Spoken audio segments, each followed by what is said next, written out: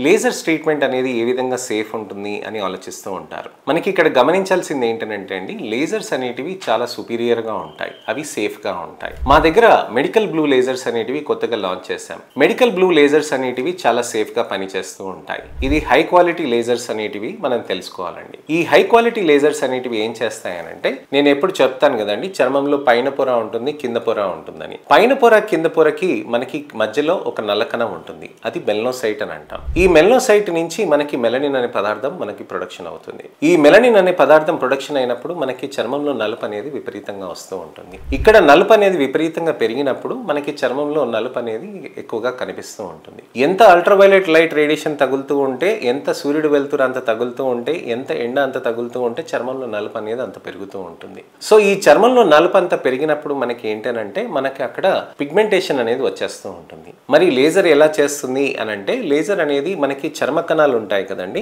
Laser beam అనేది మన చర్మ కణాల మధ్యలోంచి వెళ్తుందండి. అలానే చర్మ కణాల త్రూ కూడా వెళ్తుంది అనమాట. అక్కడ చర్మ కణాల లోపల ఉన్న మెలనిన్ ని, మెలనోజోమ్స్ ని దాన్ని టార్గెట్ చేస్తుందండి లేజర్. నలుపు కణాన్ని, మెలనిన్ ని, మెలనోసైట్ ని ఎటువంటి డిస్టర్బెన్స్ చేయదు. మెలనిన్ పదార్థాన్ని మాత్రమే డిస్టర్బ్ చేస్తుంది అనమాట. సో మెలనోసైట్ ని ఎటువంటి డిస్టర్బెన్స్ చేయదు, అలానే చర్మ కణాలని ఎటువంటి డిస్టర్బెన్స్ చేయదు అనమాట. సో ఆ విధంగా లేజర్స్ అనేటివి హైలీ స్పెసిఫిక్ అనేటివి ఉంటాయండి.